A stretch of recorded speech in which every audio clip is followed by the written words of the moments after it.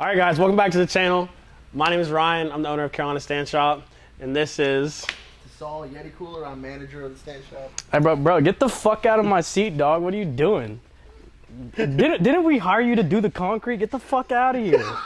I'ma stand out on my own, do my dance until my pole, lean twice on my own, sit the potion, I got me froze, 2 bitches on my phone, yeah, they won't leave me alone, say the pics on your phone, asking when you be on, cake talk, baby, I'm the GOAT, don't you say so, keep your face up, slurping on that dick like a demo, I'm like a dark Cupid, shoot you in your arm, make you fall alone, Zenny's used to kill me slow, now it's you the stupid hoe, My name is Tasal Yetiawala. I'm the manager at Carolina Stand Shop. This is the big thing that we've been wanting to talk to you guys about for a while. We're starting a podcast, and we're calling it Stance 101.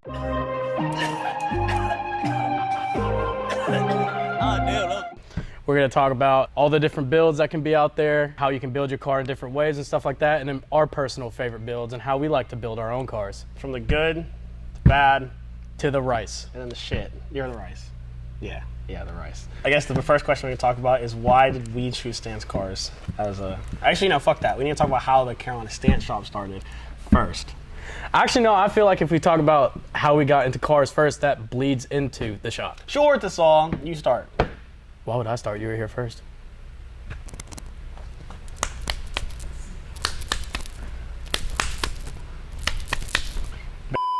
So, I've always loved like Fast and Furious and like Hot Wheels and stuff like that when I was a kid.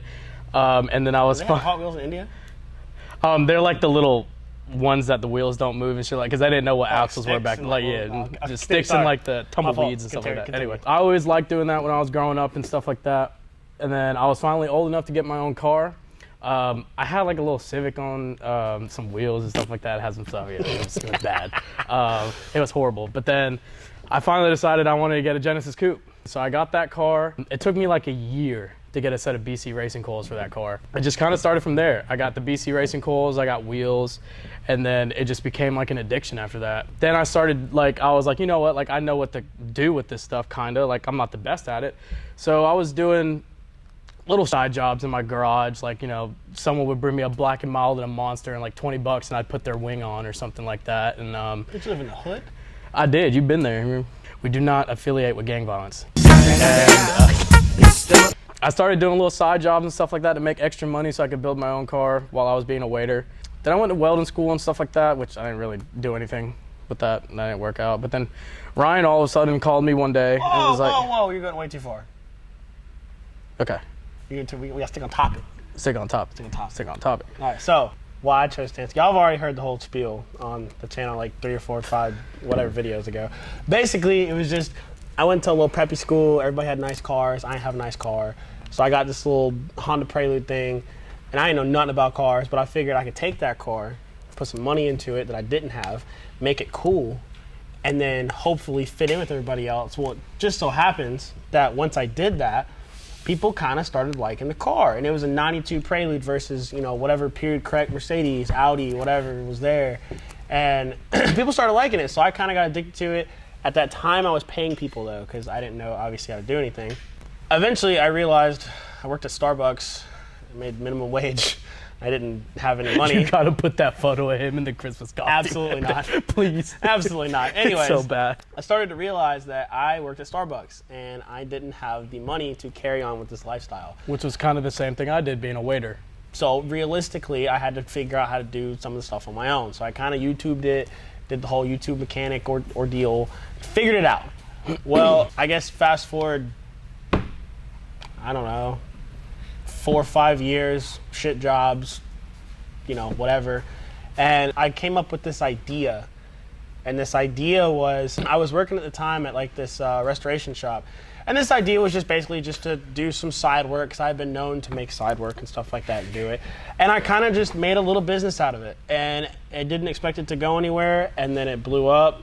And then, you know, I found this dude, which is a really funny story. I guess you can go ahead and tell that, how I found you. Well, I was doing all these side jobs, you know. I wasn't living here, I was overseas. And you know those like Make-A-Wish programs you can do, you know, like donate a penny. So he got free help for a penny. I don't know if you saw that photo a couple weeks ago on all over the internet.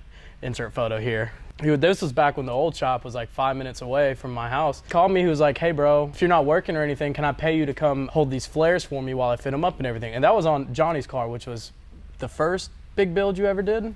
Like bags, wide body wheels, everything, full show car built here. And then I held the flares and everything. It was cool. I held the flares and everything. It was cool. It was fun. I was like, this is kind of cool doing it in like an actual shop and being paid what I should be paid for it, I guess, at the time. He was like, you know, come back tomorrow. I'll probably need you again. And then so I had a little bit more work the next day. And then he was like, all right, bro, I'll see you later. And the next day I came back and he was like, what are you doing here? And he never fucking left. And No, I I'm never, I mean, he's not wrong though. I never left from there. And now like, I'm like his right-hand man with all this stuff, you know? We go to all the shows together, we promote the business, we do all the installs and everything, we tag team everything out. It's wild to see how Ryan has grown doing it by himself, doing bag installs in a gas station parking lot for light at night, to him having by himself as a business doing it, to getting me, then to us getting our own shop, then hiring Zion as media, and then now we have Carlos doing trunk setups as well. That's all in the span of what, 5, 6 years? 4 years. 4 years, even that, because I've been with him for 3. It's weird too. There's never been an actual hiring process. Like No. you've Not heard at the Sauls. Like he came, and I didn't hit him up, and then he came again. And I'm like, all right, well, I guess you can stay and hang out and do whatever. And then it just kept going and going and going.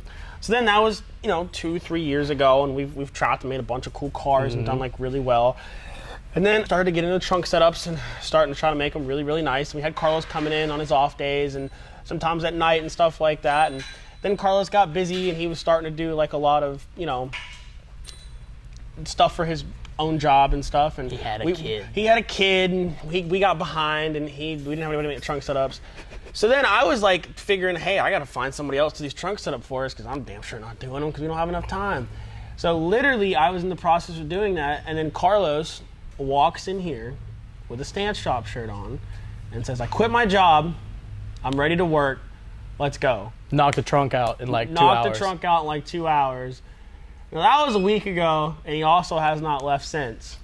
So I guess we'll fast forward this video for another 2 years, and we'll be, who knows what. Zion just kind of appeared too. He came out of nowhere. He was like, I'm coming down to do some stuff, and then next thing you know, I was helping him move. So it's been a crazy couple years. Like we've done a lot of stuff. It's been kind of wild. 2 years from now, it's gonna be me doing this video, doing like the day-to-day for the shop and everything, and if Ryan's on a Zoom call in like Italy or something, Bro, he's just living life. Bro, I'm gonna be, fast forward 2 years from now, dog, I'm gonna be cigar in mouth. Me and my white friends are gonna be playing golf. What do you mean by that? I like golf. We ain't even gonna get into that. I'm gonna be pulling up my Stance Bugatti, whatever it may be. But speaking of cars, let's get into our own personal cars. So I personally have a 2014 Audi A6. I bought that car. Let me interrupt you. I would start with the Z because it was a different style, and then integrate how you got into the style of the Audi. What Z? Oh, well, okay. Well, even before the Z, I had an E36. I was all about the static. I was all about the static stuff, man. I was, fuck bags, whatever, all that stuff. And then I grew up. You know what I mean? Like I grew up, and I built my Z. And my Z before this car was bagged. It was really nice, carbon front end, interior, wheels. It was really nice. I sold that car, and I went through what every car guy goes through, which I'm sure everybody can relate to. I was getting out of cars. I just wanted a nice daily. So I bought the Audi. It's a 2014 Audi A6. I bought it to daily it. It was gonna be great. I tried to fool myself into thinking that I was gonna have this car and do absolutely nothing to it. I think the first thing I did was I think I put a blow-off valve on it. And I was like, No, you wrap the trims. Oh yeah. All you have to do is wrap your trims. I wrapped the trims, and I was like, at least I just want the trims to look nice, black out the front emblem, and it looked cool. And then I did a blow-off valve because I wanted it to sound cool. And then I was like, well, a bag daily that's just a daily would be fine. Just bags, that's it. Then I did a trunk setup, and then me and the Saul drove like 5 hours away to get my interior done, and then I got wheels, and then I did this, and I did that, and now it's a full-blown Shogar once again, and I'm now in the same position I was. So it all kind of works out like that. I have my Z that Ultimate Motorsports and Racing built for me. It's a 2003 350Z. That car is very, very fun. I got into drifting this year. Done plenty of events on it. I feel like I've gotten pretty good. It's fun. I've hit a lot of stuff. I've learned a lot of stuff, but it's definitely fun. I'm going to be doing that. Also, from now on, I'm sure you guys have seen that on the channel. I 1/3 own a Honda Grom. It's very, very nice. I 1/3 own that with these three. I don't know how that happened, but I do own 1/3 of it. We all collectively now own a ATV as well. Just me, Zion, and Ryan. We sent Tyler to get it. Maryland to Yeah. get it, I believe, and then we also now 1/3 own that as well. We let him ride it only one time because you can't let someone who doesn't own it ride it so much because then they gonna think it's theirs. You know? Oh, 100%. Talk about your cars. Your one car. My one car. I had a 2011 Genesis Coupe, and in the beginning I was definitely in my ricer stage. A disgusting ricer. which is what Zion is still in, by the way. You should see his face right now. He's Yeah. absolutely disgusting. I had a $200 Mako sky blue paint job with some Asante 20s, and then thinking I was hot shit because I thought my fitment was good, and I would scrape every now and then. And the coils weren't even mad. They weren't even extreme lows. They were just regular coils. Have y'all ever seen like a jawbreaker? You know how like it's white on the outside, and then as you We ain't get there yet. oh, well, we finna bring it up. Okay, So yeah. we're already here. You suck it down. I'm not gonna say why. I just want you to remember that I brought this up. He'd be sucking it down. As you suck it down, you get color to color. There's like 5 layers of colors. You just suck it down. There's color. So just remember that. And continue. So I painted my car with that same Mako shop about 7 times. So it was right. It was white, it was blue, it was green twice because I got hit. Then it was peach twice because I got hit again. And then it was purple, which was by far the best stage that car has ever seen because I started working for Ryan. I started making more money. I could buy better quality parts. He got me out of my ricer tendencies and stuff like that. But I loved that car a lot. I mean, it was a decently quick car. It wasn't fast, but it was a quick car. It beat his 350 like crazy all the damn time. Yeah, he got a ticket for losing. The cop got him, not me though. I was gone. I was all into like buying reps and stuff like that, which is cool. If you like it, you like it, but we got to represent with 3-piece boys, and Chrome Johnnies and everything. So I had got my first set of 3-piece wheels and everything like that, and I was like, you know what? I'm gonna start building this car and start going to shows. I was like, I put a lot of money in this car and everything. I love it. It would be nice to go to a show and have people look at it. If I win a trophy, that'd be cool because that means like my work has been getting recognized. So then it hit the purple stage for what? 4 months. I think I had that car running for 4 months while it was purple. Solid 4 months. Solid 4 months. Ended up winning second place in Gatlinburg, which was that was my first award ever too. In Gatlinburg, it's pretty big. In Gatlinburg, yeah. Pretty big. Pretty big. And then every other show I went to after that, I got awards and stuff like that. So it was cool. And then I hit a wall going like 7 miles an hour. Bad. To be honest, I did somewhat tell him that it was a bad idea to drive it. It snowed. It iced. It iced. And you know what you learned as a kid in your driver's meeting? What ices before the road? Bridges ice. I didn't see the bridge. I'm blind. I don't know if you can see how thick these things are. I didn't see. So he hit it, drifted it, hit a wall. That's all she wrote. That is all she wrote. But I will say, for his sake, that car needed to die. It was nice. It was nice. I had that car for like 6 years. That car needed to die. It was nice, but it's like over time you can keep polishing something over and over and over again, but eventually it's still kind of a turn. No offense, it was. No, it was. I cut corners heyday. before I started working for you. So he couldn't really get anybody to sell it for what he wanted. Typical car guy problems. You never get what you put into it. He didn't really want to part it out because there was too much sentimental value to it because it was his first like nice stance car. And I over the course of all the setups, I had a lot of money and parts into that car. Like almost everything was basically touched on that car, other than like building the block and like turbos and stuff like that. I ended up hitting that wall. I called Ryan at like 6 in the morning or something because I was on the way to my other job that I was working at the time. And I was like, yeah, bro, I just wrecked the Genesis. It's totaled. But that also plays a factor into always get quality parts because none of the suspension arms were bent. And I hit a wall going 70. Nothing was messed up.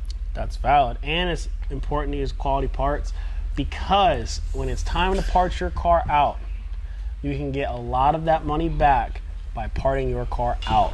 A lot. We ain't gonna finna get in all the specifics of it, but he made a good little chunk of change. I made good. I was a couple G's short of what I put total into that car, parting it out. And I sold everything in like a weekend. To the subframes, brake lines, everything in like a weekend.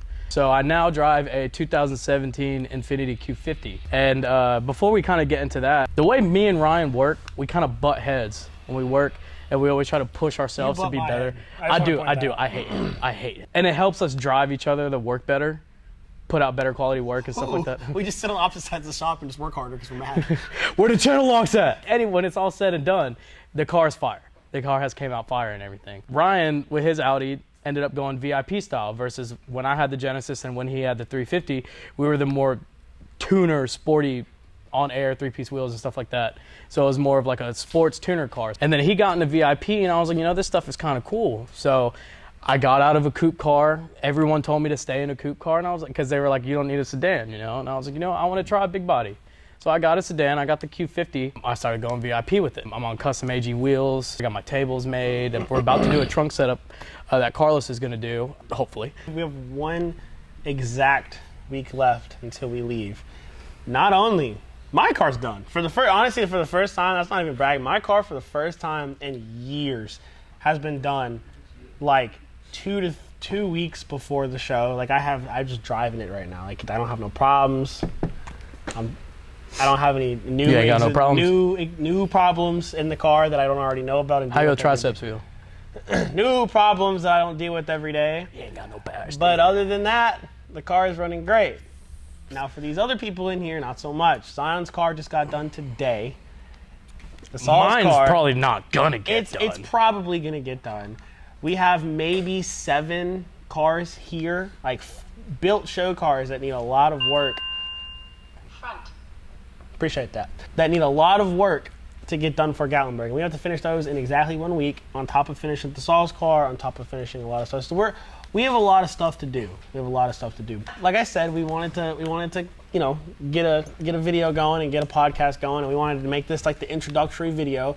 So where we're gonna go with this video, this podcast, this video, whatever, is basically gonna be it's gonna encompass the whole car scene, but it's gonna be anywhere from like, you know, your common things like bags to coilovers, track to like, you know, what kind of stances. There's track stance, you know, VIP stance, you know, whatever. There's all kind of different stances. We're gonna cover all that stuff. Reps versus real. Static versus bagged, advantages, you know, stuff like that, you know. Bags is the advantage. Pretty much everything you can think of car related. Maybe cover some car scene drama, because Lord freaking knows there's a lot of that. But we'll cover some of that stuff too. We'll cover pretty much anything that you guys want to see. So if you guys ever want to, you know, drop a comment on the videos about anything you want to hear, covering some of the builds we've done, anything about us, how the show life is or anything, you know, you got questions on how you should build your car and stuff like that, you know, just drop a comment and we will cover it in future videos. All right, bet. So that was the intro.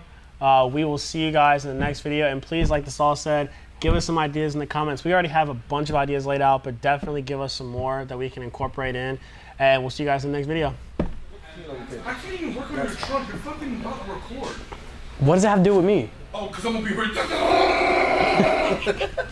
When I say, he's gonna say. You gotta leave the glasses like that. You like a grandma. Yabba hua. To Saul Yada Obi-Wan. Yes, it's flush all the way Cap. down. Huh? Cap, Okay. we're starting a podcast.